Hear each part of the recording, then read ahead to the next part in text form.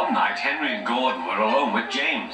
Although Sir Topham Hatt was beginning to think well of him, whenever a chance came, the other engines would talk of nothing but bootlaces. Remember when they had to use a bootlace to get you out of trouble, James? They would tease. James tried to get back by talking about Henry, who got shot up in a tunnel, and Gordon, who got stuck on a hill. But they wouldn't listen. "You talk too much, little James," said Gordon. "A fine, strong engine like me has something to talk about. I'm the only engine who can pull the express. When I'm not there, they need two engines. Think of that. I've pulled expresses for years, and have never once lost my way.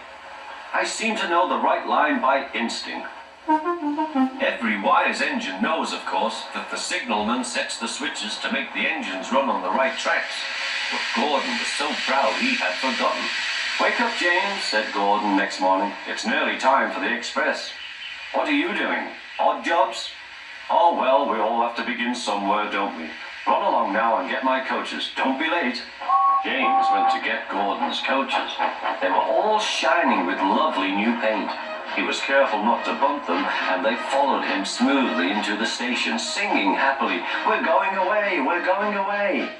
"I wish I was going with you," said James. "I should love to pull the express and go flying along the line."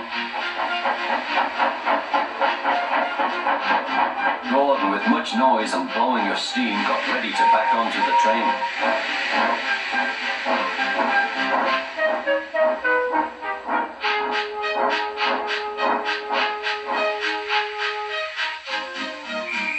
Sir Topham Hatt was on the train with other important people, and as soon as they heard the conductor's whistle, Gordon started.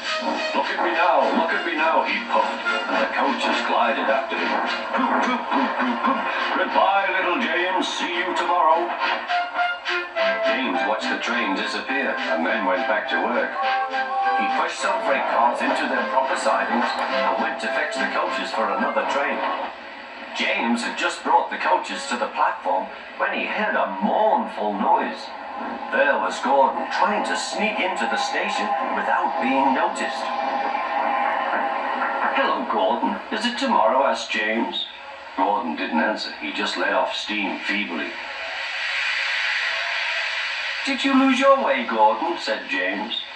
"No, it was lost for me. I was switched off the main line onto the loop. I had to go all round and back again." "Perhaps it was instinct," said James. Meanwhile, all the passengers hurried to the ticket window. "We want our money back," they shouted. But Sir Topham Hatt climbed onto a car and blew the conductor's whistle so loudly that they all stopped to look at him. Then he promised them a new train at once. "Gordon can't do it," he said. "Will you pull it for us, James?" "Yes, sir, I'll try." So James was coupled on and everyone got in. "Do your best, James," said Sir Topham Hatt. Come along, puffed James. You're pulling as well, sang the coaches.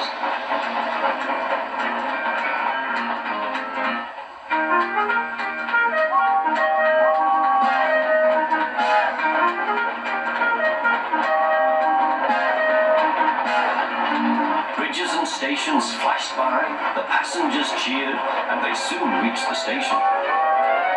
Everyone said thank you to James, and Sir Topham Hatt was very impressed. "Well done," he said. "Would you like to pull the express sometimes?" "Yes, please," answered James.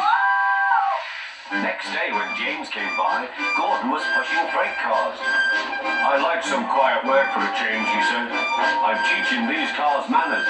You did well with those coaches, I hear." "Good, we'll show them." James and Gordon are now good friends. James sometimes takes the express to give Gordon a rest. Gordon never talks about bootlaces, and they are both quite agreed on the subject of freight cars.